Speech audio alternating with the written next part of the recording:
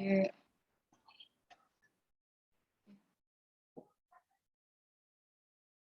Oke, jadi langsung kita bahas. Nah, jadi kan kalau untuk mana? Gimana gitu, Kak? Oke, jadi kalau untuk yang sistem respirasi, dia ada tahu dua tuh, ada yang secara konduksi, ada yang kita sebut sebagai respirasi. Nah, respiratori. Nah, kalau dia yang konduksi itu mulai dari kalkumnasi sampainya bronchiolus terminalis. Sedangkan untuk yang respirasinya itu dimulai dari bronchiolus respiratorius ke ductus, baru ke sulcus, baru ke alveolus, baru alveolus atau alveolinya. Nah, ini Ji yang nanti kalau misalnya untuk yang praktikumnya. Terus nanti kalau misalnya untuk yang praktikumnya kita bahas yang di sini nih. Ini saya bikinkan. Nah, jadi yang pertama itu ini. Nah, mungkin ditanya di sini. Ini Ji. Jadi kalau misalnya ini ditanya sediaan apakah ini, sudah kemarin kalian di laptop lihat, jadi sediaan apa ini? Epiglotis. Ya, China epiglotis. Jadi untuk sediaan apakah ini, itu adalah epiglotis. Kalau ditanya apakah struktur yang ditunjuk, yang bagian atas ini, yang bagian atas ini, bagian apa? Pars laryngealis. Pas laryngealis. Ya, ada yang bisa bikin lengkapnya. Tapi Kak, pas laryngealis pada epiglotis Kak. Nah, bisa gitu. Nah, pars laryngealis pada epiglotis atau pars laryngealis epiglotis. Bisa jadi begitu karena harus kasih jelas di mana itu pars laryngealis yang kalian maksud.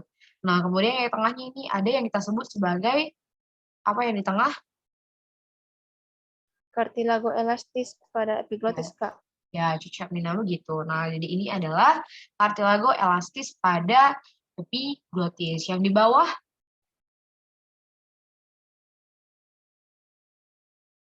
pars lingualis pada epiglotis, Kak. Oke, pars lingualis pada epiglotis. Siapa ini namanya? Ganti namanya, nah, biar saya bisa lihat namanya kalian. Oke, ada yang jawab tahu ya. Oke, kemudian kita tahu juga kalau misalnya di bawah daripada, kalau misalnya di pars-pars ini ada juga epitel penyusunnya, toh ada yang tahu epitel apa yang susun di pars laryngealis? Epitel respiratorius. Epitel torak bersilia. Oke, ada yang jawab epitel torak bersilia, ada yang dijawab epitel respiratorius. Sebenarnya kalau yang respiratorius enggak spesifik, tapi kalau misalnya kalian tulis harusnya benar Ji, tapi kalau ada mungkin dokter tertentu yang mungkin mau kalian tulis yang spesifiknya, bukan ditulis epitel respiratorius, tapi seharusnya bisa Ji kalau misalnya dokter yang lain. Nah, kemudian kalau misalnya yang pars lingualis ini, apa epitel penyusunnya? Epitel berlapis gepeng tidak bertanduk Kak. Maaf, saya nggak dengar, kayaknya macet ya. Kayak kresek-kresek gitu suaranya. Boleh diulang? Epitel berlapis gepeng tidak bertanduk Kak. Ya, betul. Epitel berlapis gepeng tidak bertanduk. Tidak bertanduk. Nah, kemudian di sini kita bisa lihat yang kalau misalnya di bawah epitel itu apa? Lapisan di bawah epitel kita sebut sebagai Lamina propria, Kak. ya, betul. Nah, lamina propria. Jadi itu lamina propria itu yang kita sebut yang ini. Oh, yang ini yaitu kita bilang lamina proprianya. Yang ini itu adalah lamina proprianya. Jadi tadi kan sudah dijelaskan toh ini tambahannya bisa saja. Kalau misalnya itu yang di bagiannya ini laryngealis, ini LA, ini LI, lingualis. Nah, jadi kalau misalnya yang bagian laryngealis, di sini kan tadi dibilang epitel berlapis torak toh. Kalau misalnya di situ ada yang kita sebut, ada nanti kalian dapat itu yang pernah kalian dengar tuh yang sel goblet. Jadi di sini ada dia sel goblet. Sel goblet. Nah, kalau sel goblet ini ada yang tahu, ada yang masih ingat fungsinya? Menghasilkan mukos, Kak. Ya, betul. Menghasilkan mukos. Makanya lamina propria pada pars laryngealis ini di situ banyak disebut kelenjar. Banyak dia dapatkan kelenjar di lamina propria yang di laryngealis. Sedangkan yang di lingualis dia di sini kan epitel berlapis gepeng tidak bertanduk. Makanya di sini nanti banyak dia kayak pembuluh darah sama kayak kelenjar limfe. Kelenjar, sorry jelek di sini, tapi ini lah. Nah, jadi kelenjar limfe. Nah, itu yang membedakan dia pars laryngealis sama pars yang lingualisnya. Oke. Aman Mi yang di sini? Ada mau kalian tanya? Oke, enggak ada, kita next nanti. Kalau mungkin ada di akhir nanti bisa aja. Nah, ini tadi jawabannya yang epiglottis. Baru yang tadi yang ini adalah pars laryngealis epiglottis atau pars laryngealis pada epiglottis sama G. Atau pars lingualis epiglottis. Iya. Tapi tidak bergerak di PowerPoint. Oh, enggak bergerak pointernya. Oh, PowerPoint-nya enggak bergerak. Iya, Kak. Oh, sebentar lah. Enggak.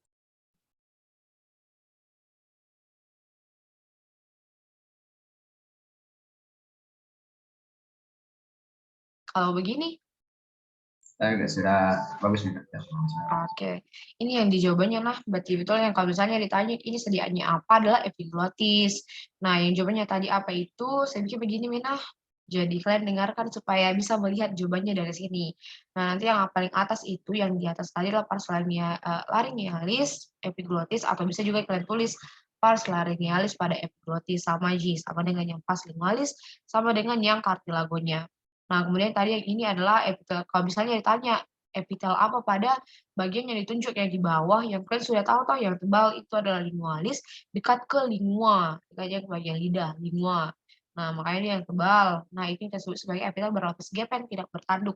Sedangkan tadi ini adalah epitel selapis tora. Nanti kalian jawab dulu epitel respiratoris manji. Dan yang kartilago elastis pada trakeanya. Nah, ini nanti cara bedakannya. Nah, jelas toh kalau misalnya yang tebal, ini yang tipis, itu yang laryngealis. Kalau yang tebal itu kita bilang pars lingualis. Oke, kita next ke gambar selanjutnya. Nah, ini mungkin agak beda sama yang kalian dapat kemarin di waktu praktikum. Jadi, kalian hafal-hafal Mina yang mana yang disebut ini, yang mana yang disebut itu. Jadi kalau misalnya ditanya sedia, ya. Ini Kakak di slide 3 atau masih di 2, Kak? Mohon maaf. Apa yang kalian lihat di sini? Slide 2 masih, Kak? Maaf ini, tunggu.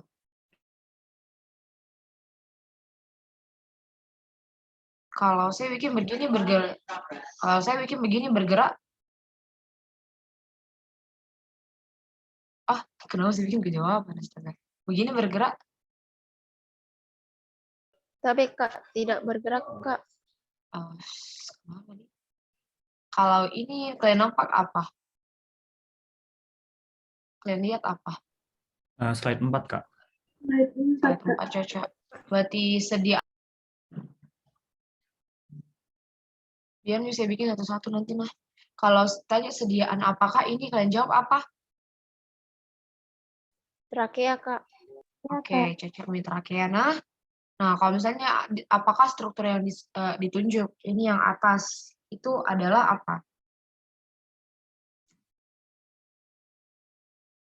Epitel respiratorius Kak.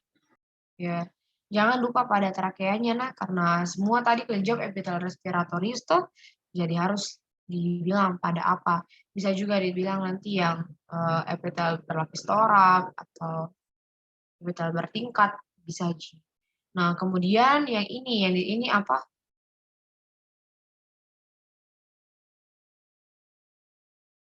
Ada yang tahu ini apa?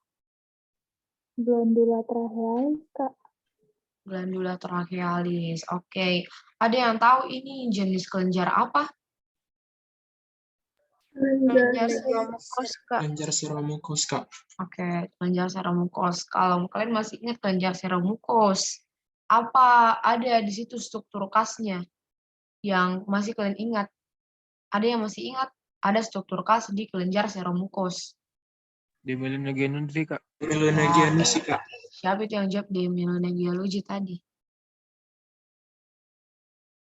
Yo, cocok Minah. Demilunoglenoji, bagus. Nah, terus yang bagian bawah ini apa? Cartilago hyaline, Kak. Ya, jangan lupa sebutkan pada apa, nah? Karena kartilago hial itu bukan cuma pada trakea ada. Jadi harus disebutkan di mana letaknya. Oke. Bagus, Mi. Ini kita dulu saya stop share, baru share screen lagi, Di. Nah. Ini slide. Aduh.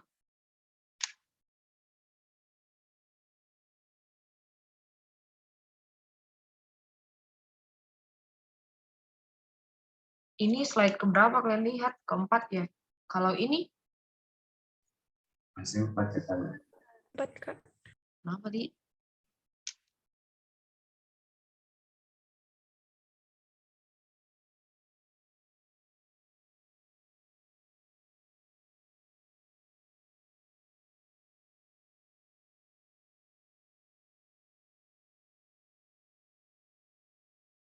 Kalau ini 5 ya? Iya, Kak. Oke, cocok. Berarti yang tadi ini nah trakea, kalau misalnya tadi sediaannya, cocok yang kayak bilang tadi Epilogue respiratorius pada trakea, kemudian atau kelenjar trakealis pada trakea, atau cartilago hyaline pada trakea. Oke. Ya, saya harus kelihatan ini slide yang lain? Ya Kak, gerak Kak. Kalau begitu Modi. Oke, nah kemudian ini gambaran yang lainnya, nah karena kita tidak tahu bakal gambar apa yang dikasih kalian, karena kadang itu berbeda dari yang dipraktikumkan sama soal ujian, tapi strukturnya pada umumnya sama, Ji. Jadi mungkin kalau keluar gambar ini, kalian tidak boleh bingung. Yang ini adalah kartilagonya, yang ini adalah kelenjar trakealisnya. Oke.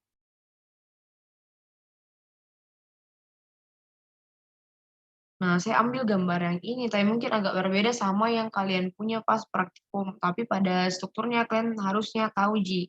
Nah, kalau muncul gambar yang begini, tanya sediaan apakah ini, kalian jawab adalah? Pulmo dewasa Kak. Ya, pulmo dewasa. Oke, saya tunjuk satu-satu di strukturnya. Kalau yang ini apa?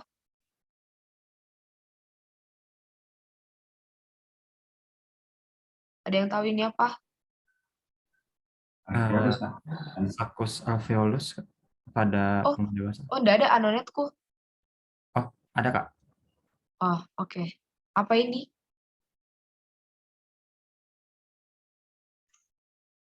Ada yang tahu? Bronkus, Kak, pada pulmo dewasa. Bronkus. Ada yang jawab bronkus. Lagi yang lain? Bronchialus, Kak. Tidak ada Kak. Bronchialis. Bronchiolus, Kak. Oh, bronchialis. Jangan tipe-tipe, nah. Karena fatal itu tipe-tipe. Oke, bronchialis. Oke. Ada yang mau bilang bronchialis ada 2 tuh. Ada yang bla bla bla dengan yang bla bla bla. Ada yang Bronchus terminalis dan respiratoris, Kak. ya cocok. Ada bronchialis, respiratorius, sama yang terminalis. Menurutnya kalian yang saya lingkari ini, ada yang temannya jawab bronkus, ada yang jawab bronchiolus. Nah, yang jawab ini bronchiolus. Ini bronchiolus apa? Karena ada 2 toh. Ada yang respiratorius, ada yang terminalis. Bronchiolus terminalis, Kak. Pada Bronchiolus terminalis. Oke, mungkin yang jawab tadi bronkus kemarin di sesi 1 praktikum di atau gimana?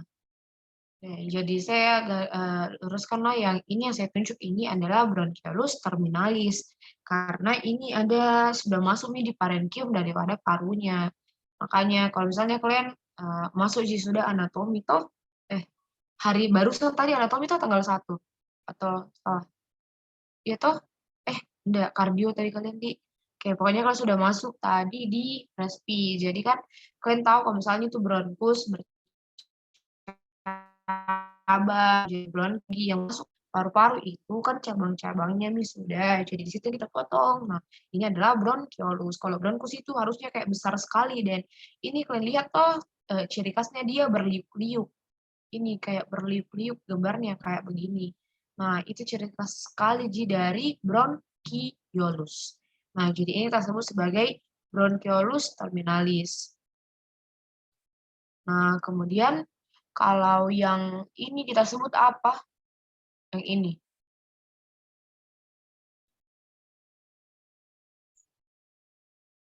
Tapi Kak, itu yang dilihat di sini Kak, jauh sekali tempat lingkarannya. Yang mana? Tapi Kak, lingkarannya di luar Lingkarannya jauh sekali di luar PPT-nya. slide nih Kak. Kok di luar slide? Saya screenshot dulu ya Kak. Saya kirimkan ke grup. Iya. Ada ya, lucu.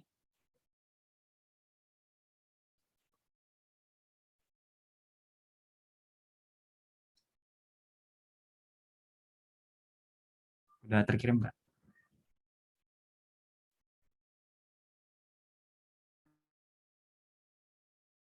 Oh, begini tershare screen-nya. Saya kira tershare sih kayak full screen Ki. Astaga. Kok di sini tadi bisa tepat sih? Saya kira full screen. Atau mungkin ada satu orang bisa bantu Kak share screen mau biar nggak lama kayak begini. Saya kirim filenya mau saja langsung Iya Kak. atau saya jelaskan mau nggak usah share screen tapi saya jelaskan singkatnya karena saya kirim juga sama kalian nanti toh. Oke, begini Mona. Nah, jadi ini dia. Kalau ditanya, ini yang 8 toh? Iya Kak, 8. Iya Kak, kayak begini Mona. Nggak apa-apa Mona. Nah, jadi yang ini. Nah, jadi ini kita bilang bronchiolus terminalis, yang di bawah inilah bronchiolus respiratorius. Nah, cara lihatnya itu dia tidak lagi yang berkelok-kelok begini. Kalau yang ini kan masih berkelok-kelok. Ini kan masih berkelok-kelok, masih termasuk di itu bronchiolus terminalis, tapi sudah cabang-cabang yang mana nih, begitu. Nah, kemudian ductusnya itu nanti yang satu jalur dia yang begini, itu kita sebut sebagai ductus, yang satu jalur yang begini masuk, itu adalah ductus. Nah, kalau sakus itu dia itu kayak begini. Yang di sini, yang di sini. Nah, itu kita sebut sebagai sakus karena dia itu kumpulan daripada kayak alveolus toh, yang kumpulan dari alveolus menyatu jadi sakus besar Ki begitu. Dan kalian juga bisa lihat kalau sakus dia isi daripada rongga udaranya itu besar, banyak. Nah, sedangkan itu yang alveolusnya di sini ini yang kayak kecil sekali di sini yang kayak bintik-bintik ini saya tunjuk. Nah, ada penunjukannya di situ kayak kecil Ki. Nah, itu yang disebut sebagai alveolus. Tapi di sini itu alveolus itu nggak kolaps. Nah, kenapa dibilang nggak kolaps? Karena isinya adalah udara. Karena itu bilang nggak kolaps. Nah, nanti bisa kita bandingkan sama yang dari pulmovetusnya. Nah, kalau misalnya di pulmovetus, yaitu kalau misalnya ini yang dari ini kalau yang dari kalian lihat nanti dari Atlas, tapi ini yang saya masukkan yang versi Inggris kayaknya. Nah, ini nanti bisa kalian lihat yang dari Atlas, biar kalian mudah cara bedakannya yang mana. Tapi cara gambarannya sama G. Nah, kemudian kalau tanya yang ini, nah ini gambarannya tahu gitu apa ini sediaannya? Pulmovetus. Pulmovetus, Kak. Oke, pulmovetus Nah, jadi itu adalah pulmovetus. Cara bedakannya sama yang kita sebut tadi dengan pulmo dewasa. Itu kalau misalnya yang pulmovetus dia itu kolaps. Nah, jadi dia ini. Nah, kalian bisa lihat dindingnya tebal dan berlipat dan alveolusnya kolaps. Nah, jadi ini memang kalau misalnya kalian lihat anak-anak, dia itu kalau masih dalam kandungan, masih dalam janin atau masih dalam bentuk fetus, dia itu kan dia tidak bernafas menggunakan paru-paru.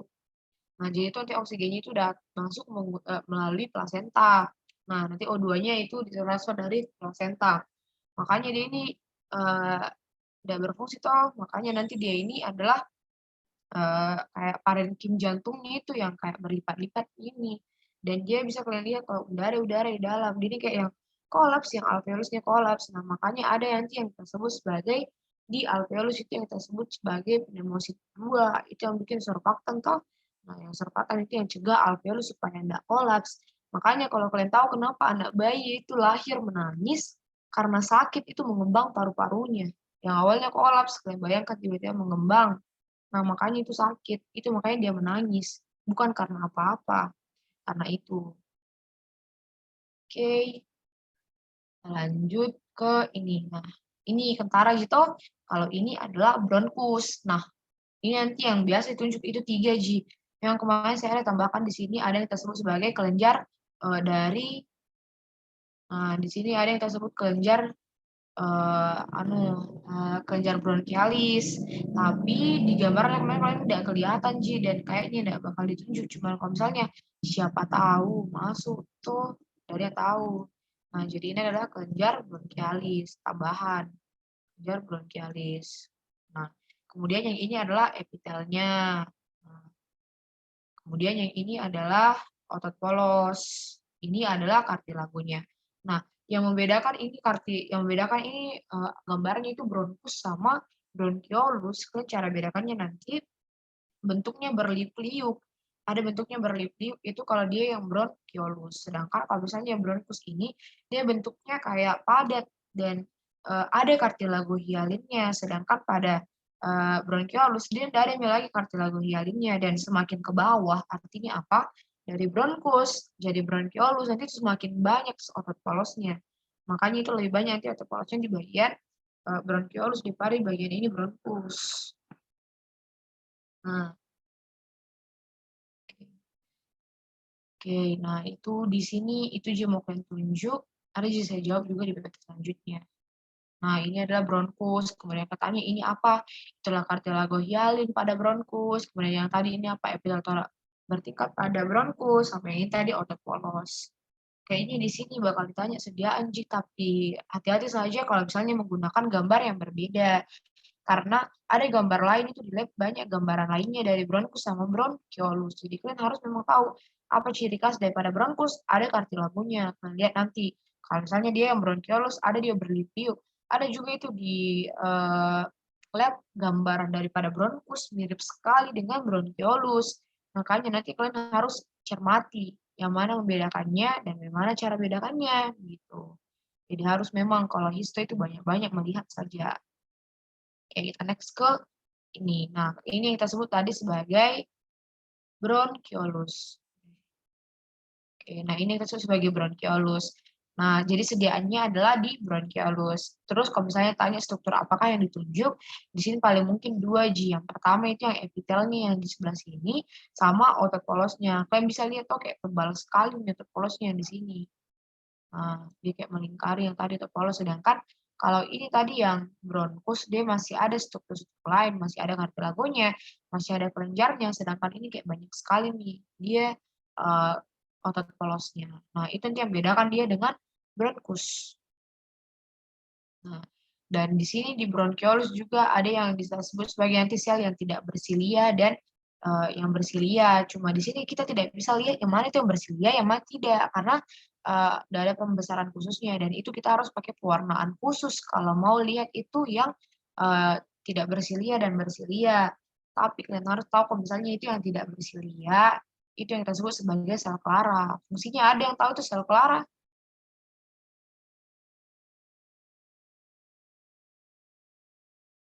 Ada yang tahu Menghasilkan apa fungsinya sel surfaktan, Kak. clara? Apa? Menghasilkan surfaktan Oke, tadi apa fungsinya surfaktan? supaya paru-parunya tidak kolaps. Oke, lebih tepatnya itu supaya alveolusnya tidak kolaps. Nah, tapi bisa juga sih karena di bronkiolus juga ada untuk jaga dia supaya tidak kolaps. Oke, nah di sini kita next.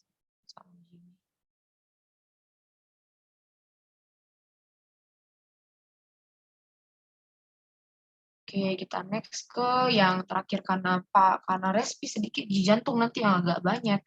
Nah, ini adalah alveolus. Nah, kita dulu pas tahunku kita dapat ada yang gambar begini ya. Maksudnya bukan gambar preparat yang pernah disediakan, tapi ada gambarnya begini. Nah, nanti ini gambarnya dari atlas, tapi mirip sama gambar preparat yang kita punya di lab. Nah, jadi nanti kalian harus tahu yang mana itu. Kalau misalnya mau ditanya nanti yang pneumosit 1, pneumosit 2, hanya jaga-jaga saja toh. Nah, kalian bisa lihat yang di sini, yang mana itu pneumosit 1, mana pneumosit 2. Tahu yang mana hasilkan surfaktan itu pneumosit 1 atau 2? 2, Kak. Masih 2, Kak. Ya, betul. Jadi yang hasilkan surfaktan adalah pneumosit 2. Nah, ini kita sebut sebagai sel debu atau sel das. Nah, sel das itu adalah kayak makrofag di alveolus. Ada fungsinya kalau misalnya ada zat yang asing yang masuk bersama udara. Nah, itu nanti gunanya ini sel das untuk bersihkan itu benda asing. Sama jika kayak kerja makrofag pada umumnya. Itu jika kalau misalnya yang di alveolus. Karena respirasi memang sedikit, Ji. Ini yang penting kalian tahu ini cara bedakan bronkus sama bronkiolus. Kalau misalnya gambar yang dikasih sama kalian itu enggak gambar preparat yang ini, begitu. Oke, itu Ji semua. Kalau yang respi, ada yang mau kalian tanyakan? Sedikit, Ji.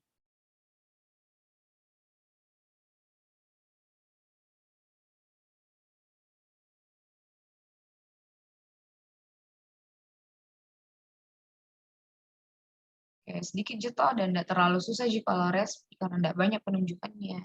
Tapi Kak, izin bertanya Kak. Iya, jembatan. Iya, silakan.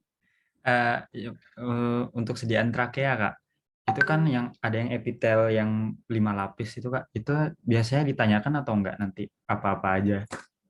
Enggak Ji, enggak. Itu lebih ke teori daripada praktikum. Kalau praktikum kalian intinya kalian hanya tahu itu adalah apa begitu, penunjukan, lebih ke penunjukan. Itu di teorinya Ji kalian dapat. Terima kasih Kak. Iya, ada lagi yang mau kalian tanyakan? Izin bertanya, Kak. Iya, silakan. Untuk yang kalau misalnya kumpulan alveoli disebut alveolaris gitu-gitu, Kak. Oh, enggak bakal ditanya yang begituan. Ini saja kayak alveolus itu tuh yang kayak ini, yang di sini yang alveolus itu kayak susah untuk ditunjuk sama kalian. Dan itu soal nggak bakal bikin kalian bingung, Ji. Dan bakal ditunjuk dia struktur yang jelas. Kalau misalnya yang begitu enggak, Ji. Kalau enggak kelihatan, tapi kalau dia kelihatan pasti ditunjuk. Kalau kalian ragu tuh yang begitu. Tapi harusnya kalian tunjuk itu jelas, Ji. Enggak bakal bikin bingung. Terima kasih, Kak. Iya. Ada lagi mau kalian tanyakan?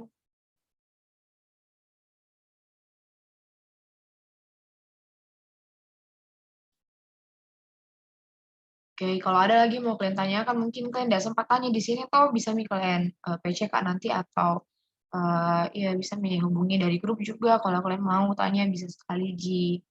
Jadi begini mau, nah, biar kalian juga bisa belajar toh, karena mau ujian juga besok. Jadi saya cuma bisa bikin begini, karena saya juga tadi baru selesai OSCE, jadi begini ala kadarnya dulu. Nanti kalau misalnya kalian mau tanya, kalian bisa PC Kak saja, nanti saya carikan ke jawabannya.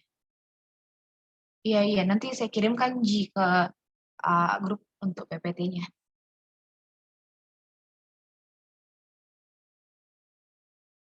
Baru lain kali kalau kalian join pakai nama asli mana? Maksudnya biar nama panggilan enggak apa, maksudku jangan melenceng sekali namanya kayak ini yang lain-lain toh, maksudku saling menghargai toh, saya juga pakai nama asli Ji gitu. Jadi kalau misalnya kalian join enggak apa Ji, enggak pakai NIM dan lain-lain, tapi pakai nama asli mana? Biar saya juga tahu ini siapa. Oke, kayaknya itu Mi untuk hari ini. Nanti saya kirim sama kalian PPT-nya. Kalau kalian mau bertanya, boleh sekali. Oke, mungkin itu Mina.